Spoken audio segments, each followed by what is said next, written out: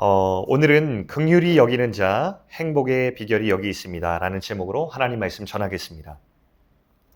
하버드 경영대학원 교수인 마이클 노턴이 2008년에 사이언스지에 게재한 신뢰할 만한 논문 하나가 있습니다. 이 연구는 한 가지 주제를 가지고 진행이 되었는데 이타적 행동과 행복의 관계라는 주제로 진행이 됐습니다. 실험은 이랬습니다. 두 그룹으로 나누어져서 한 그룹에게는 돈을 주면서 이 돈을 자신을 위해서 사용하게 했고 또 다른 한 그룹에게는 이 돈을 다른 사람을 위해서 사용하게 했습니다. 그리고 그날 저녁 참가자 모두에게 행복도에 대한 조사를 실시했는데 자신을 위해서 돈을 쓴 사람 그리고 타인을 위해서 돈을 쓴 사람, 여러분 결과가 어떠했을까요? 타인을 위해서 돈을 쓴 사람이 더 큰 행복감과 더 오래 지속되는 행복감을 가지는 것으로 결과가 나왔습니다. 되게 저명한 연구였고 신뢰할 만한 학술지에 발표된 연구였기 때문에 좀 믿을 만한 자료라고 할 수 있겠습니다. 한 가지 더 살펴보겠습니다. 이번엔 UC 버클리의 심리학 교수인 데커 켈트너가 조사한 발견입니다. 이 사람은 평생에 타인을 긍휼히 여기는 마음이 사람에게 어떤 영향을 미치는지에 대해서 조사를 했습니다. 그리고 한 가지 발견을 했어요. 이것은 우리 몸에 대한 연구였는데요. 사람의 몸 안에는 한 가지 신경이 존재하는데 뇌와 장기를 연결하는 미주신경이라는 것이 있답니다. 그런데 신기하게도 타인을 긍휼히 여기고 사랑을 실천하면 이 미주신경이 막 활성화되기 시작된답니다. 이것은 무엇을 의미하냐면 우리의 스트레스가 줄고 우리의 심장박동수가 늦춰져서 굉장히 평안함을 선물해주는, 한마디로 행복감을 우리에게 선물해준다고 합니다. 참 신비합니다. 우리 몸의 시스템 안에 이런 일들이 일어난다는 것이죠. 여러분, 진화론이 주장하는 것은 우연과 시간이 만나 우주와 생명이 태어났다는 것입니다. 그렇다면 이 안에는 어떤 의도와 어떤 목적을 담고 있지 않습니다. 그렇죠? 우연은 의도와 목적을 담고 있지 않습니다. 그렇다면 우리 몸에서 일어나는 이 신비를 생각하다 보면 한 가지 손가락이 가리키는 것이 있죠. 설계. 의도와 목적을 가진 창조를 합리적으로 추론할 수 있게 해주는 것입니다. 창세기 1장 27절 말씀 같이 볼까요? 이렇게 나와 있습니다. 유명한 말씀이죠. 하나님이 자기 형상, 곧 하나님의 형상대로 사람을 창조하시되. 이 말은 다시 말하면 하나님이 자신의 성품을 따라서 우리를 닮게 만드셨다는 것입니다. 하나님께서 가진 성품 중에 단연코 성경에 가장 많이 등장하는 성품 중에 하나가 이 긍휼이라는 것입니다. 에베소서 2장 4절 말씀에 보면 이렇게 나옵니다. 긍휼이 풍성하신 하나님이 라고 나와 있는데 이 말이 굉장히 빈번하게 성경에 등장합니다. 이것은 하나님의 성품입니다. 긍휼. 창세기 1장 27절의 의미 안에서 보면 우리 모두가 긍휼하신 풍성하신 하나님을 따라서 우리도 긍휼히 여기도록 지음받았다는 말이 됩니다. 여러분, 저와 여러분은요, 하나님의 긍휼의 성품을 담도록 태어났습니다. 구약 성경에는 헤세드, 헬라어로는 엘레오스라고 사용된 이 긍휼의 뜻은 결론적으로 말하자면 이런 뜻을 가지고 있습니다. 고통당하는 자를 위해서 행동하는 사랑이라는 결정적인 의미를 가지고 있습니다. 하나님께서 우리의 마음을 깊이 공감하시고 고통을 돕는 것, 이것이 이 긍휼의 의미라고 할 수 있겠습니다. 이것이 긍휼이에요. 그렇다면 우리는 이 인간관계를 이제야 설명할 수 있습니다. 왜 우리가 타인을 위해서 도울 때 우리가 행복감을 느끼는지, 왜 우리의 미주신경이라고 하는 이 독특한 시스템은 다른 사람에게 친절히 행동할 때에 활성화되는지에 대한 신비가 이제 인간관계로 의미가 됩니다. 창조의 질서와 법칙인 것입니다. 우리는 본래 모두 하나님의 형상을 닮아 긍휼히 여기는 자로 지음을 받았어요. 그런데 여러분, 우리 이 세상을 볼까요? 참 이상하죠? 우리는 하나님을 닮아 긍휼히 여기는 자로 지음 받았는데 긍휼이라는 단어가 우리가 사는 세상에서는 굉장히 낯선 단어가 되었습니다. 트렌디하지 않습니다. 다른 사람을 위해서 내 돈과 시간을 낭비한다든지 다른 사람의 고통을 껴안다는 것은 낡은 단어가 되어버렸습니다. 오늘의 세상의 트렌드는 긍휼이 아니에요. 나를 위한, 나의 행복을 위한, 이것이 오늘날 유행하는 트렌드 아니겠습니까? 그러면서 무관심과 무정함이 세상 가운데 팽배하게 되었습니다. 그런데 아이러니가 뭔지 아십니까? 사람들이 여느 시대와 달리 자신의 행복과 자신의 만족에 가장 집중하며 살아가는 시대에 자신의 우울함과 자신의 허물을 이토록 많이 신음하듯 토해내는 시대가 없었다는 것입니다. 사람들은 점점 더 아픕니다. 많이 가진 자, 가지려는 자는 넘치는데 참 행복을 누린다고 고백하는 사람은 희귀해지는 세상이 되어버렸어요. 한병철이라는 철학자는 나를 위해서 열심히 달려가지만 행복해지지 않은 시대를 가리켜서 피로사회라고 진단했습니다. 이것은 그가 쓴 2012년 출판한 피로사회라는 동이란 제목이기도 합니다. 그는 책에서 이렇게 말했어요. 과거에는 규율 때문에 성과를 내는 시대였다. 다른 사람의 규율에 억압되어서 성과를 내야 하는 시대였는데 오늘의 시대는 자기 자신의 자율로 성과를 내는 시대가 되었다는 거예요. 근데 이상한 게 뭐냐면 자기 자신이 긍정이란 희망을 가지고 자신을 착취하는 시대가 되었다. 그래서 자신이 가해자인 동시에 피해자가 되는 괴기한 시대가 되었다. 이렇게 진단을 하는 것입니다. 그러니까 한편으로는 나는 할 수 있어 라는 긍정의 희망을 가지고 막 살아가는데 또 한편으로는 이 성과에 대한 강박 때문에 자기 자신을 막 소진시켜서 우울과 번아웃에 신음하고 있는 세상이 되어왔다고 이 철학자가 진단합니다. 이 진단이 얼마나 정확할까요? 잘은 모르겠지만 이 피로사회라는 책이 나왔을 때 많은 사람들의 공감을 사서 베스트셀러가 되었던, 그리고 오늘날도 스테디셀러가 되어 있는 것을 보면 많은 사람이 맞다라고 공감해 주는 게 아닌가 싶습니다. 이토록 자신을 착취하는 시대에서 우리 인간성이 상실됩니다. 얼마 전에 한 시대를 풍미한 어느 스타 강사의 고백을 우연히 듣게 되었습니다. 근데 굉장히 적나라한 고백이었어요. 이 사람은 늘 사람들에게 할 수 있다고 긍정과 용기를 주는 강연을 했고 사람들은 박수를 치며 환호했습니다. 수많은 사람이 이 사람의 영향을 받았다고 얘기했습니다. 근데 정작 이 사람이 시간이 지나 자신을 고백을 하는데 내가 그토록 화려한 삶을 살았지만 정작 내 삶은 잘못되었습니다라는 진솔한 고백을 했습니다. 사람들은 자신을 화려하게 보았습니다. 나는 돈을 많이 벌었고 유명해졌고 그리고 갈수록 자신을 따르는 사람이 많았습니다. 그런데 정작 자신의 삶은 잘못됐다는 것을 깨달았습니다. 가정은 무너졌고 남편과의 관계는 잘못되었으며 자기 자녀들은 방치되었습니다. 브레이크를 밟으려고 했는데 밟을 수가 없었습니다. 왜냐하면 나는 계속 돈을 벌었고 유명해졌고 잘 되고 있었기 때문이죠. 60이 넘은 이 나이에야 가까스로 브레이크를 밟고 자신의 잘못을 인정하고 다시 자신의 인생을 조율하고 있다고 고백하는 그 고백을 드렸습니다. 이처럼 겉으로는 잘 나가고 화려해 보이지만 속은 공허한 현대인의 민낯, 이것이 우리의 실상이 아닐까 싶습니다. 이런 시대에 우리는 다른 사람을 위해서 긍휼히 여기는 태도를 갖기가 참 어렵겠죠. 그래서 점점 긍휼이라는 단어는 교회 안에서조차도 비현실적이고 설교하거나 나누기가 불편한 단어가 되어버린 게 아닌가 싶습니다.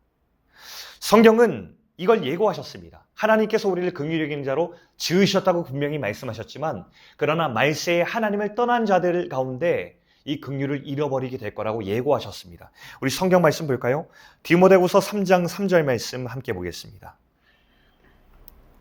여기 이렇게 나오죠. 너는 이것을 알라. 말세에 마지막 때가 이를수록 어떤 현상이 나옵니까? 여기 나오죠. 자기를 사랑하며. 이미 그 옛날 장차 마지막 때가 가까울수록 사람들은 자기에게 골몰하는 세상이 될 것이다라고 예고했습니다. 그리고 뭐라고 말합니까? 돈을 사랑하며 그리고 무정하며 사람들에게 쓸 사랑과 친절의 마음이 없다는 것입니다. 이런 세상에서 우리는 과연 하나님이 만드신 오리지널, 긍휼히 여기는 자로 살아갈 수 있을까 질문하게 됩니다. 여러분, 제가 얼마 전에 사진을 이렇게 찍다가 저는 되게 사진을 막 찍는 스타일은 아니지만 가끔 사진을 찍고 싶을 때가 있어요. 영상으로 남기고 싶은 순간을 맞이하지 않습니까? 그럼 이렇게 꺼내려고 하는데 얼마 전에 사진을 너무 남기고 싶은 장면이 있어서 이렇게 셔터를 누르려고 했는데 못 찍었어요. 용량이 부족했습니다. 제가 했던 일이 뭐냐면 그다음부터 사진 앨범을 착 정리하기 시작했습니다. 그때 두 가지를 깨달았습니다. 첫 번째, 내가 지우고 싶어도 지울 수 없는 되게 소중한 게 있구나라는 것을 깨달았고요. 두 번째, 시간이 조금 지나자 그땐 소중했는데 지금은 지울 수 있는 것들이 참 쓸모없이 붙들고 있던 것들이 많았구나라는 것을 깨달으면서 그것을 정리했습니다. 그리고 저에겐 충분한 공간이 생겨서 이제는 제게 남기고 싶은 소중한 성을 담을 수 있는 여유가 생겼습니다. 우리 삶도 그러지 않을까 생각이 됩니다. 하나님께서 우리에게 지으신 형상대로 우리가 가져야 될 것들, 하나님이 우리에게 주시고자 하는 것들이 되게 많은데 우리는 참 우리의 탐욕과 욕구와 쓸데없이 저장해 놓은 것들이 너무 많아서 정작 하나님께서 흘려보내주신 것들을 담지 못하는 인생이 아닐까라는 생각을 했어요. 여러분, 우리 마음을 잘 겸비하면서 우리의 마음 정리하며 주님이 주시는 마음들을 잘 받기를 원합니다. 여러분, 과연 우리도 다시 긍휼한 자로 살 수 있을까라고 질문할 때 하나님께서 우리에게 주시는 말씀이 여기 있습니다. 에베소서 2장 4절과 5절 말씀을 함께 이번에 읽어보도록 하겠습니다. 자, 시작.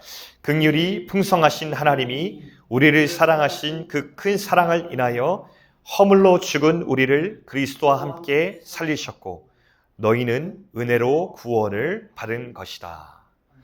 여러분, 그 성경이 얘기하는 긍휼의 최고봉, 하이라이트가 있습니다. 그것은 바로 십자가입니다. 하나님께서 아직도 죄인 되었던 우리를 위해서 자기 목숨 버려 사랑하신 그 사건이 십자가. 이게 긍휼의 최고봉입니다.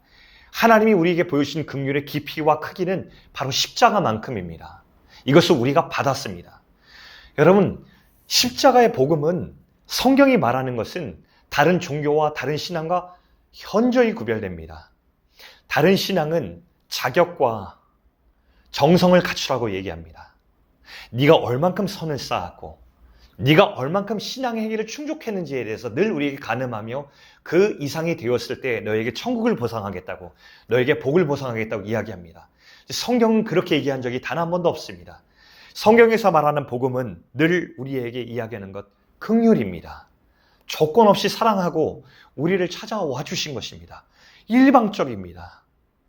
우리는 하나도 자격과 하나님께서 기뻐하시는 것을 하지 않았을 때 일방적으로 주님께서 우리에게 선물을 주셨습니다. 이게 십자가예요.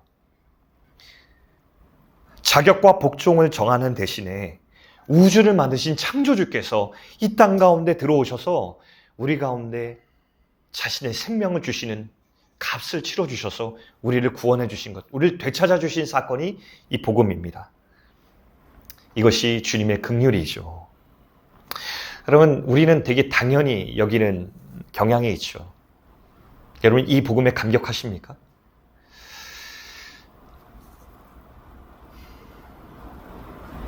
하물며 우리를 낳아주고 길러주신 부모님에게 그 부모님 존재를 부정하는 것도 폐륜이라고 부르는데, 우리 생명의 근원이고 우리 생명을 보내주신, 우리를 위해서 다 생명을 내어주신 생명의 주인 앞에서 우리가 그것을 부정하는 것이 저와 여러분입니다. 그리고 우리의 망가진 세상입니다. 그런데도 불구하고 저와 여러분을, 이 세상을 사랑하셔서 기필코 살려내겠다고 당신의 생명을 내어주신 이야기가 복음입니다. 여러분, 이 땅에 하나님을 믿는다고 하는 사람들의 정체성은 무엇입니까? 때로 사람들이 되게 오해합니다. 하나님을 잘 믿는 탁월한 믿음을 막 추구하고 타의 추종을 불허하는 헌신을 하겠다고 막 뜨겁게 나아갑니다. 여러분, 이게 우리의 신앙생활이고 이것이 그리스도인입니까? 아닙니다, 여러분.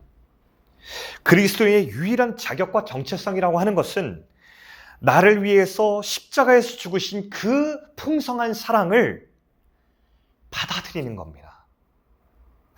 내 믿음과 내 헌신에 주목하지 않고 하나님께서 내게 찾아오신 이 큰 사랑과 긍휼이 얼마만큼인지를 더 주목해 보면서 그 은혜를 받아들이는 것. 그것이 그리스도인 된다는 것입니다. 손상될 수 없는 깊고 깊은 사랑에 붙들리는 것. 이게 복음이 우리에게 이야기하는 것이자 복음을 받아들인 그리스도인의 정체성입니다. 여러분, 저는 요즘 사랑을 생각합니다. 이번 주에도 되게 감사한 고백이 있었어요. 저를 찾아주시는 분이 있었습니다. 찾아주시면 하는 이야기가 되게 고마운 얘기. 제가 소중하답니다. 저를 만나면 힐링이 된답니다. 감사한 이야기죠. 제가 이런 얘기를 했습니다. 그분이 저에게 예전에 이런 얘기를 했거든요. 목사님, 변하시면 안 됩니다. 이런 얘기를 했어요. 그 말인즉슨 그분이 저를 소중히 여기는 건 맞아요. 되게 감사한 일 맞아요. 그런데 한 가지, 아마 제가 변하면 그분이 저를 소중히 여기는 마음도 변할 겁니다. 이게 인간관계의 보통입니다. 아마 저와 여러분의 관계도 그럴 겁니다. 근데 하나님은 그렇지 않으십니다. 복음이라는 하나님의 사랑은 나의 어떠함에도 하나님의 사랑이 손상될 수 없음을 이야기하고 있습니다. 우리가 하나님을 실망시켜서 하나님의 사랑을 덜하게 만들 수 없고요. 우리가 하나님께 큰 정성과 헌신을 보여서 그분의 사랑을 더하게 할 수 없습니다. 왜냐하면 그분의 사랑은 이미 충분하고 어떤 상황으로 변치 않기 때문입니다. 그 사랑을 만나고 사랑하는 사람들을 그리스도인이라고 부르는 것입니다. 그리고 이 사랑을 경험하고 인정하는 사람들은 조금씩 우리 마음 가운데 차오르는 어떤 것을 인지하게 됩니다. 그것이 바로 무엇입니까? 나도 주님을 닮고 싶다는 마음이죠. 여러분, 실망스럽게도 현실은 그리스도인 왜 그렇게 사냐? 예수 믿는 나는 왜 변하지 않느냐? 이렇게 하지만 저는 단연코 이해하고 싶습니다. 진실로 하나님을 받은 사람들은 극적으로 변할 수는 없어도 반드시 항상 변화를 경험하게 됩니다. 조금씩이라도 항상 주님의 성품과 가치들이 내 인생 가운데 차오르는 것을 결코 막을 수는 없습니다. 그리스도인이 되어간다는 것은 의인의식과는 다릅니다. 의인의식은요, 그리스도인이 된다는 것과 유사해 보이지만 그것은 B급 모조품과 같습니다. 의인의식이 뭐죠? 나는 이렇게 주님 마음을 닮아서 훌륭해졌습니다. 당신은 너처럼 훌륭해 보십시오. 나는 이토록 성숙하고 훌륭해졌는데 당신은 왜 이렇게 미숙합니까? 나를 닮아 좀 훌륭해 주십시오. 이게 의인의식이죠. 이것은 모조품입니다. 복음은 이렇게 얘기하지 않습니다. 복음은 의인의식이 점점 더 사라지게 합니다. 그리고 긍휼, 채무의식을 우리 가운데 갖게 합니다. 어떤 것이죠? 주님이 나를 위해서 긍휼을 베푼 것처럼 나도 당신을 사랑하고 용납하고 싶습니다. 내가 이렇게 사랑하더라도 나는 잘한 것이 하나도 없습니다. 주님이 나를 사랑해 주셨기 때문에, 나를 용납해 주셨기 때문에 나도 누군가를 조금 용납해 주고 싶어지는 것입니다. 라고 고백하는 것이죠. 이게 십자가를 경험한 사람들의 조금씩의 변화라고 볼 수 있습니다. 오늘 본문은 긍휼히 여기는 자가 긍휼히 여김을 받을 것이라고 마지막에 약속합니다. 여러분, 제가 팔복을 강의할 때마다 얘기했죠. 팔복은 자, 당신 이렇게 사세요? 그럼 이런 게 당신에게 보상으로 올 것입니다. 이게 아니라 하나님 백성으로 살아가는 사람들에게 이미 주어진 성품인 것입니다. 사실 우리들에게 긍휼히 여기는 자의 성품이 다 있습니다. 우리는 이 신앙의 여정을 가고 공동체가 서로 격려하면서 이 하나님이 주신 성품을 더 빛나게 할 것입니다. 자, 그런데 하나님께서 뭐라고 그렇게 살고자 하는 사람에게 격려하십니까? 긍휼히 여겨. 그럼 너도 긍휼히 여김을 받을 거야 라고 확증해 주십니다. 이건 왜 말씀하신지 아세요? 이런 말씀이에요. 네가 이 땅 가운데 이 세상에 너만 위해서 살라고 하는 트렌드를 쫓지 않아도 다른 사람의 고통에 참여하고 다른 사람에게 친절하게 행동하게도 네가 결코 손해보지 않고 망하지 않아 라고 하는 하나님의 확증입니다. 긍휼을 베푸는 자로 살아가더라도 당신의 시간과 돈을 낭비하는 것처럼 느껴질 때가 있더라도, 주저될 때라도 그렇게 살아갈 때 하나님께서 반드시 갚아주는 것이 있다는 것이라고 하는 응원입니다. 왜냐하면 긍휼히 여기는 자의 삶에 하나님께서 함께 하신 특별한 은혜가 있다고 오늘 여기 말씀하시기 때문입니다. 사도행전 10장 4절 말씀 한번 볼까요? 얘가 여기 있습니다. 제가 읽어드리겠습니다. 고넬료가 주목하여 보고 두려워 이르되 주여 무슨 일이니까? 천사가 이르되 내 기도와 구제가 하나님 앞에 상달되어 기억하신 바가 되었으니. 이렇게 나옵니다. 고넬료라는 사람에게 하나님의 천사가 찾아가서 이렇게 얘기하는 거예요. 내 구제가 하나님 앞에 기억되었다. 되게 독특한 표현입니다. 우리의 구제, 다른 사람을 위해서 베푼 손길이 하나님께 기억된다고 합니다. 주님이 특별히 주목하셔서 기억하는 부분이 있습니다. 그것이 무엇입니까? 다른 사람을 위해서 내 것을 내어준 행동하는 사랑을 주님은 기억하십니다. 야고보서 1장 27절도 볼까요?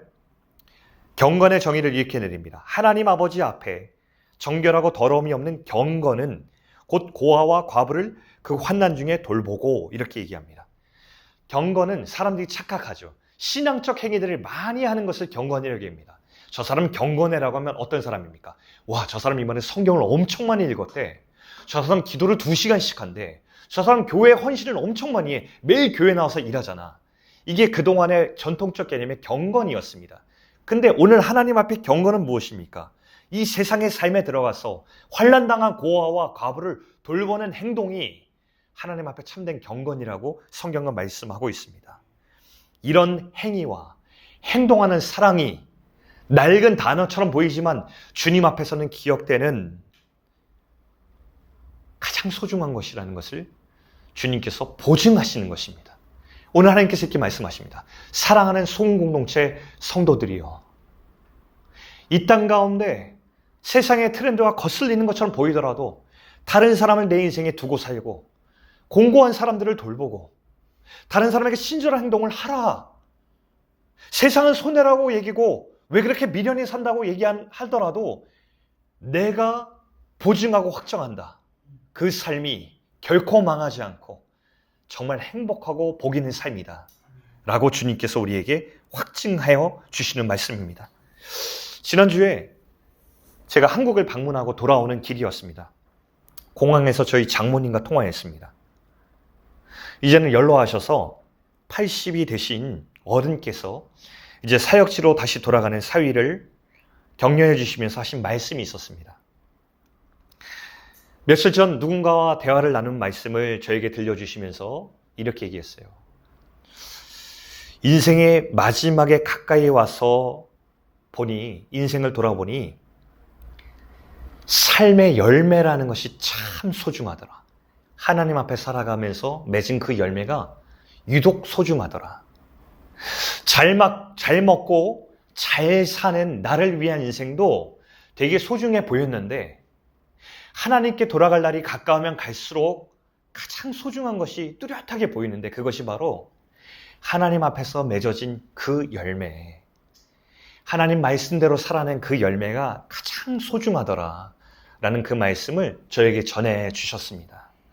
저는 그것이 다시 사역지로 돌아갈 사랑하는 사위와 우리 가정을 위한 응원의 메시지이자 하나님께서 전해주신 메시지로 들었습니다. 그리고 이것은 또한 오늘 성경이 저와 여러분을 위해서 하시는 말씀이기도 합니다. 우리를 위해서 이 땅에 낮고 천한 모습으로 내려오신 것으로 부족해서 저와 여러분을 위해서 아낌없이 자신의 피를 낭비하신 예수 그리스도의 사랑, 그 긍휼을 여러분 기억할 수 있기를 바랍니다. 그 긍휼을 기억하면서 내가 받은 사랑이 이렇기에 또 다른 누군가를 긍휼히 여길 수 있는 마음이 흘러가면 좋겠습니다. 여러분 한번 질문하겠습니다. 오늘 저와 여러분이 가야 할 그리고 품어야 할 가정과 일터와 관계 안에서의 긍휼은 무엇인가요? 내가 지금껏 놓쳤던 누군가를 돌아봐야 되고 내가 바라봐야 되고 품어야 될 그 사람은 누구였나요? 내가 오늘 긍휼히 여기면서 주님의 마음과 성품으로 가까이 나가서 그 사람의 어깨에 내 손을 들러줄 그 사람은 누구인가요? 기도하겠습니다.